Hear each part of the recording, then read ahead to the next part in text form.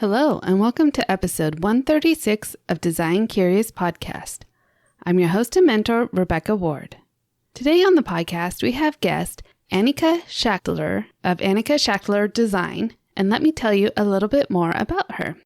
Anika is an interior designer from Quebec who specializes in restoring and redesigning homes from the 1800s and early 1900s.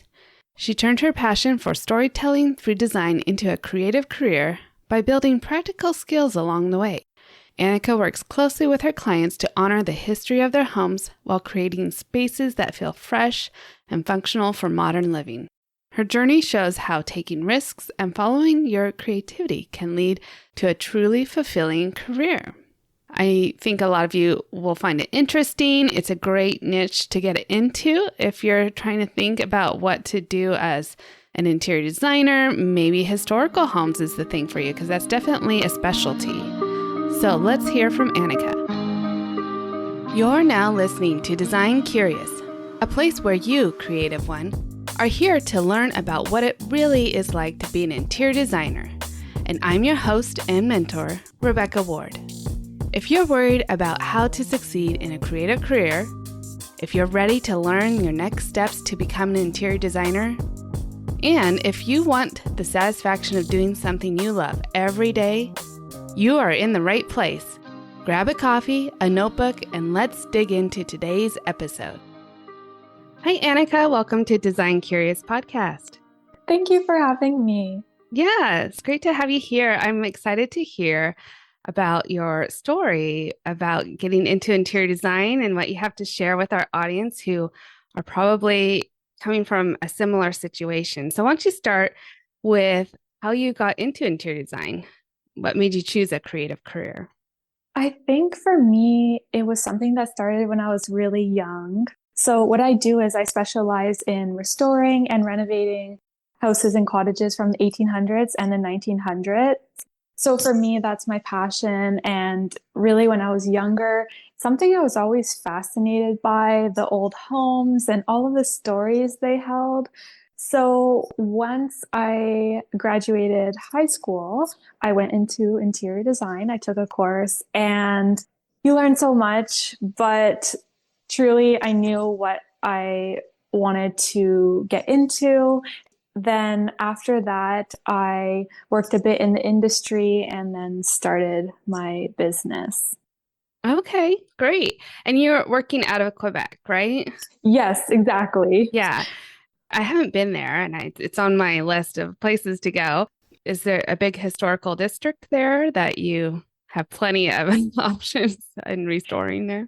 There are definitely little areas, and there's houses like throughout Quebec a lot. My house is built in 1830, for example. So there are a lot of old homes around. And the thing is, it's not like I need to work with hundreds and hundreds of clients. I'm only looking for a handful of clients every year. So I realize it's niche, but there are still opportunities and they will come to you once you really put that out there of what your niche is. Let's talk a little more about the process of renovating and restoring a historical place. What kind of things do you have to consider that are maybe different from a typical remodel or new build or something like that when you're working with a historical home? It is a lot different because when clients are hiring a designer, in this case, it's not focused on the interior finishes. That's not where their mind is at when they're hiring you. It's really working with the existing elements and looking at the original features and what we're able to salvage and working with kind of a design that's already there. And so a lot of it starts from that. That's a huge element with the old homes. I would say that. Is it a challenge to find artisans and craftspeople who can help you with the restoration, or are there like a lot of other contractors in your niche that can help bring along this historical renovation?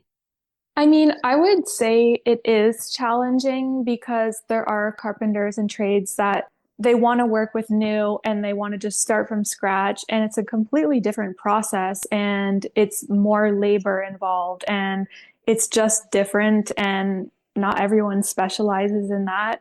So throughout the years, I've been building my trades that I work with, and it is a very small group, but I love working with them. And it's really great once you have that collaboration. Let's talk about owning your own design firm. What made you choose to work on your own as opposed to working perhaps for another firm? Well, I always wanted to start my own business. So I definitely got started after I graduated from the design school. I worked for a firm and I just wanted to get experience and sort of figure things out. And then I quickly transitioned into my own business. I was taking on clients on the side on my own. So working early mornings on my own projects and then going into the office to work for them to kind of make that transition. And then I really decided to go for it. I quit and I went all out in my business. Yeah. Well, it's obviously working out for you. What kind of skills or habits or mindset do you think is required when you're going out on your own? Focus is very important. I would say a mindset shift for me, it was, I believe you have to work hard to be successful. You just have to grind, you have to work so hard.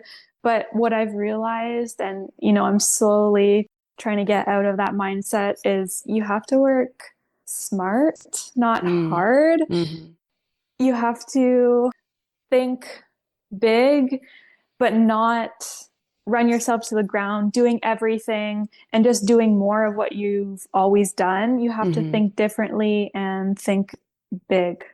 So I would say those are huge when you're starting, really focusing on what it is you want to do and focus also in your schedule, your time. So batching is very great. Yeah. Yeah. And running your business is a large part of what you do as an interior design firm owner. You're not necessarily always doing the interior design work. How did you learn how to run your business? Was there a mentor in your life, or did you seek out a coach, or already kind of have a sense of how to run a business? No, I didn't. I'm figuring it out as I go, and I've made lots of mistakes, and I see from what I've done in the past and how to improve. And I feel like that has been a struggle, the business side of things, because I didn't go into it wanting to be a business owner. I went into it wanting to work for myself as an interior designer, which are different things. Yeah. So it's really important to think about that and realize what it all entails. Yeah. Have you read The E-Myth by Michael Gerber? No, I haven't. Yeah, that talks all about it, how like you get really good at your skill and you want to have the autonomy of calling the shots. So you start your own business, but then you realize there's so much more involved than just doing that skill. Yeah. And that's why like becoming an entrepreneur is not for everybody, but no, you are definitely here for it and learning along the way. What would you advise someone who's just starting out, maybe in a similar situation? They've worked for a few years for somebody and now they kind of want the autonomy of being on their own.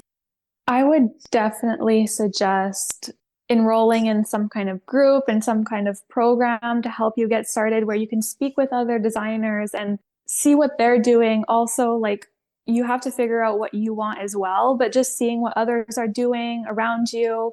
If you're in the States or in Canada, sometimes that's different as well. So just being surrounded by others, because it's very lonely. In the beginning, you're all alone and you don't know where to start, what you need to be doing. And I think that would have really helped me when I started. Are you a part of any groups now? Yes, I am a part of this course called Power of Process by Rebecca Hay. So through that, there's a Facebook group and I got connected with some other designers. So we chat privately and that has been really amazing. Just talking with others in the industry who are Yeah. open and willing to share things. Yeah, I 100% agree because like even if you're just joining ASID or some other organization where you can kind of chat with other designers and see like, is this normal? Like, am I the crazy one here? Or is it my client? Like what can I expect from this? Just having someone to be a sounding board for you because we can get fairly siloed as solopreneurs and not, before you have any employees, if you ever want to have employees, it is really nice to have someone else out there that you can bounce ideas off of or just get some business advice from. So that's good. Yes. Yeah, that you joined a group as well. So what would you say you tell people, I'm an interior designer, I restore historical homes, and what is a misconception that maybe people would have around you telling them that you're an interior designer that you want to kind of debunk? Hmm. I would say a lot of people don't think about the whole picture of what an interior designer does. So I think the first thing people think of is, the furniture. Whereas what I'm doing, it involves a lot of extension projects on these old homes. They're very Mm, small and people want to expand. So a lot of what I have to do involves working with old electrical, plumbing, mm, fieldstone foundations and how the new foundation is going to attach onto that foundation and just different elements that are completely outside of what people think of when hmm. they're going to hire a designer. So, yeah. Yeah, there's so much more than fluffing the pillows. Yeah, exactly. Do you also, though, then help them with their furnishings after you've restored the home? Yes. Yeah, that is also the next part in the Hmm. design. So I offer design and implementation. So Hmm. I really like to walk clients through the whole process with me. I feel like it's a great experience for them that way. And Hmm. also it's beneficial for my business to work like on larger projects and with less clients. Hmm. And on your projects, are you typically restoring historical features to kind of their original, or are you kind of adapting these homes to be more modern and maybe like the kitchen looks like a modern kitchen, or do you try to keep it more authentic for your clients? There is a very fine balance. Hmm. I try to keep as much original as we can, but life today looks a lot different than the early 1800s. Hmm. So large kitchen islands and, closets in every room and just all of our things. So there is that modern aspect. So I do like to mix the old and the new. But I do modern sleek elements and large wood moldings and floors. And so I do mix the two elements. Hmm. Okay. And then when the furnishings come along, do you typically pick more historical things or antiques furniture, or are they looking to blend in more of the modern comforts of today's furniture with with a kind of juxtapose or what Yes, is I it that do yeah, juxtapose. Yeah. okay. I Yeah. love sourcing antiques. There's a lot of shops near me, so Mm. a lot of pieces are sourced locally, and then some larger items, sofas, bigger chairs, they'll be modern Hmm. styles. Okay. That sounds like so much fun. It I is. would love to. I'm gonna go check out all your work and kind of live vicariously. But I definitely want to come up to Quebec sometime and Yes. see that beautiful city. I know that it's a beautiful destination to go to. So, Yes, you will have to come soon. yeah.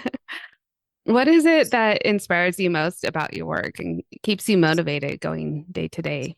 I think for me, I'm so drawn to these old homes and the rich history they have. And there's just such a soulfulness to these homes that new homes don't have. Hmm. And I'm so passionate about keeping them alive, the history and the family that wants to preserve it and just make it work better for their life today.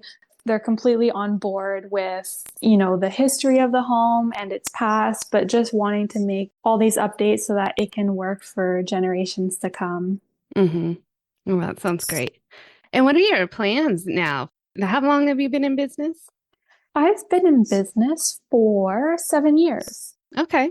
Do you see yourself growing and having employees, or do you kind of want to keep it small and just stay in a small niche like you are? Or what do you I think? do want to keep it very lean. So I do Mm-hmm. have part-time help. I have a designer working with me and kind of a admin help.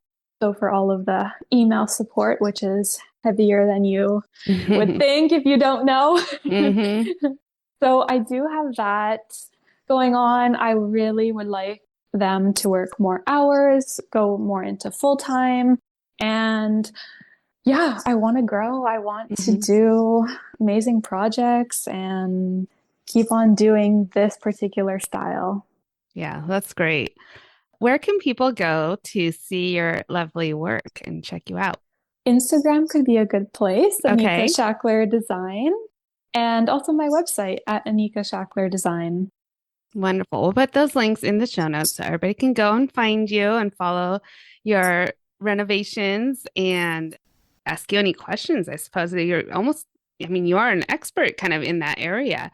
Once in a while, we have people here in Sacramento reach out for historical homes, and we have worked on a few, but I know that it's quite specialized.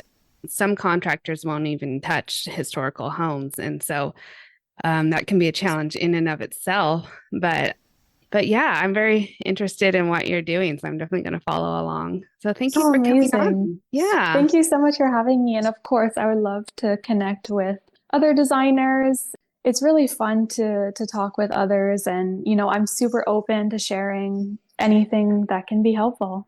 excellent. Wonderful. Okay, well, thank you, Anika. It's great talking with you. Thank you.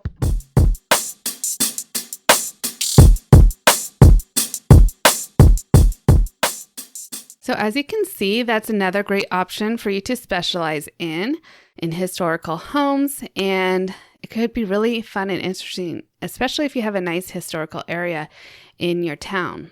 Okay, don't forget to check out the show notes. We have many great things for you there. And also check out my design mentor if you're looking to start your career the right way and become an interior designer with the help of a mentor. And that would be me. And you can get into my design mentor today. So check the link for that in the show notes to get more information. I'd love to have you in there. That's all we have this week. Next week, we'll have another great episode. And until then, stay creative. Thanks for listening. If you love this episode, please leave a rating and a review. This helps me reach other curious creatives like you. If you have a topic request or would like to contact me, simply head over to my website, rwarddesign.com, or email me at podcast@rwarddesign.com.